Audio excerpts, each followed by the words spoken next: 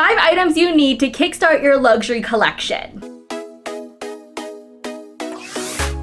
Hi guys, welcome back to my channel. My name is Celesta. We talk about all things luxury shopping and handbags. If you love those things, make sure to subscribe, hit that bell notification. I do post videos every week. So last week I uploaded a video where we talked about 5 unnecessary luxury purchases that you just don't need. And like a lot of these items I purchased, a lot of these mistakes I had made.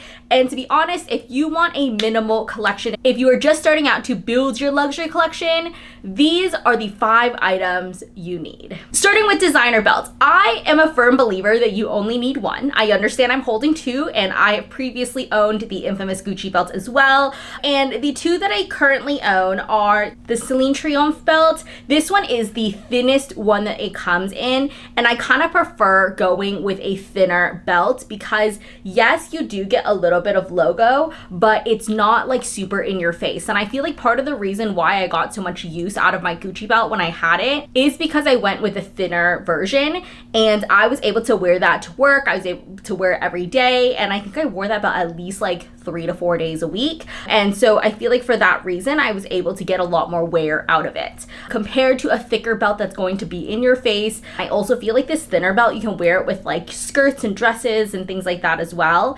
I don't feel like a white belt is essential. I was kind of hesitant on getting a white belt, but because I do wear a lot of white clothing, I guess, besides today. However, the one I would recommend is the Hermes Gamma belt.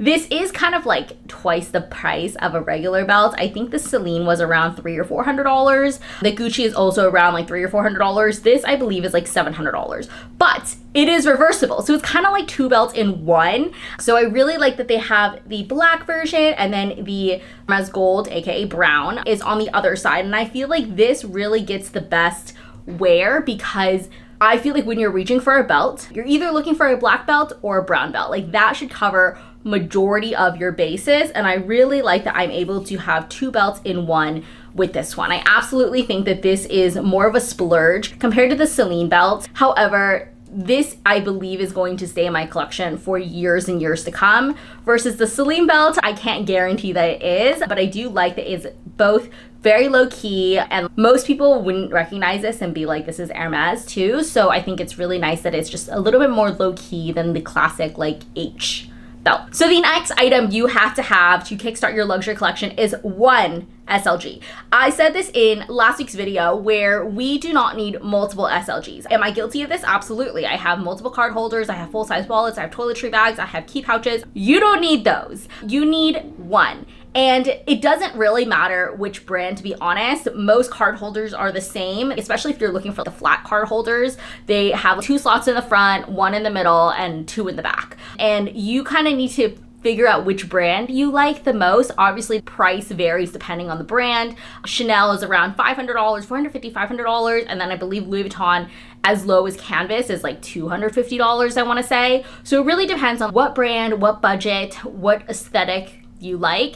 The only thing you really need to decide on is whether you want canvas or leather. When I was deciding with this card holder, this was a tricky pick for me because the canvas version is only $10 cheaper than the leather version. So in your head, you're like, okay, well, I feel like leather is a better bang for your buck, especially if it's a $10 difference. However, you also need to consider like how careful you want to be with your card holder.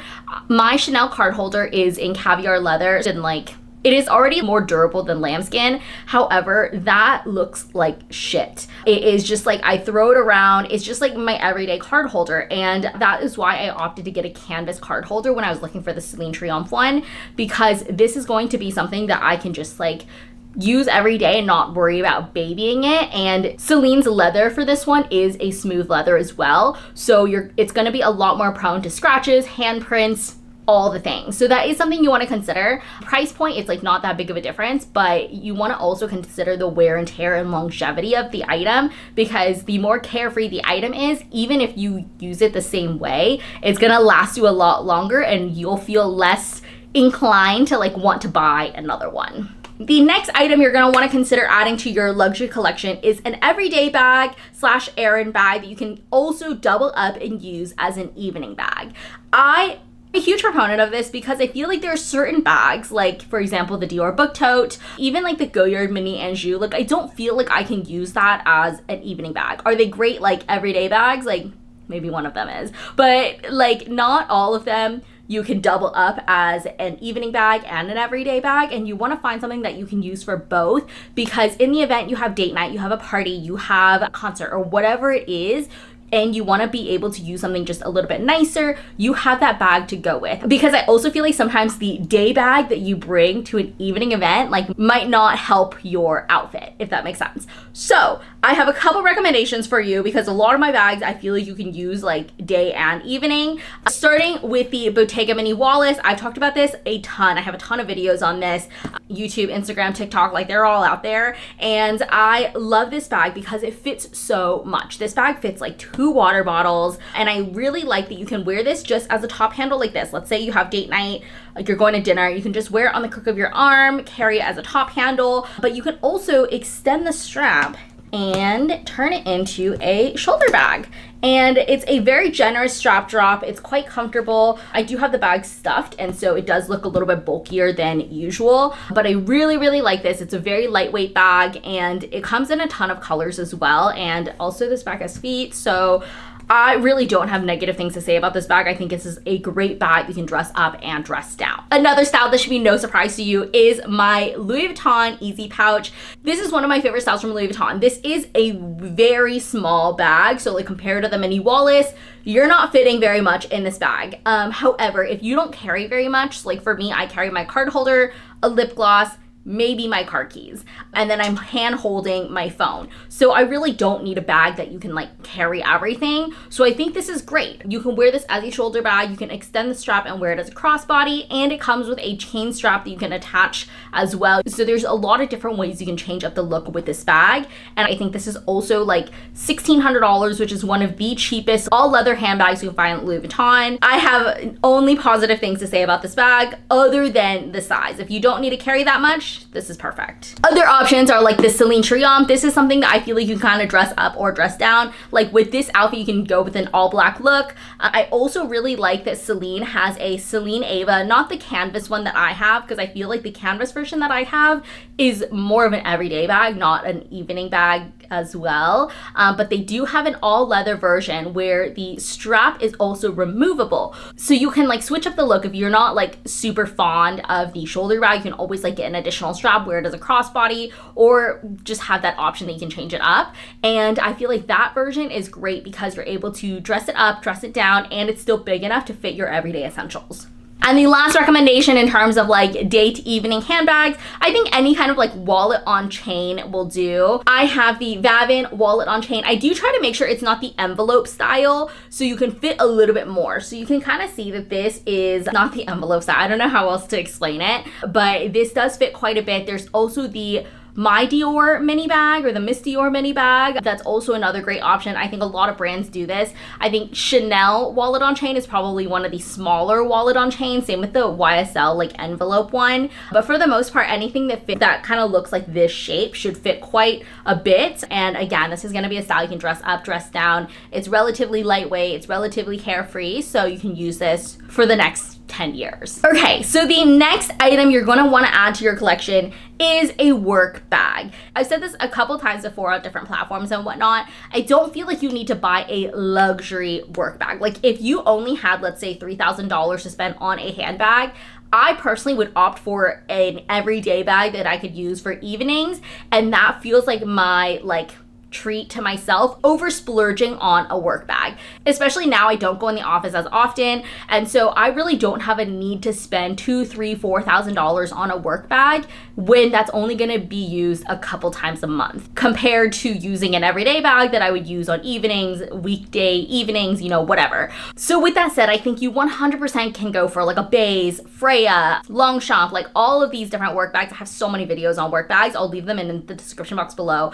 But if you wanted to splurge on a luxury work bag, I really, really like the Louis Vuitton Neverfull, shocker, but in empreinte leather. I think that is way more low-key. I think when you are going into work, you don't want the brand to be like in people's faces. I think sometimes there's a negative connotation associated with that. Whether you agree with it or not, workplace politics is still very real. And so me personally, I would probably rather go with something that's a little bit more low-key. So I do think the Louis Vuitton Neverfull in empreinte is a lot more low-key than, let's say, it in monogram canvas. Another option is the Celine Triomphe. They have this new tote, which I think is so beautiful. It's all leather. I think this has kind of replaced like the Cabas tote that they used to have. I feel like if you don't know Celine, you're not gonna know what brand this is.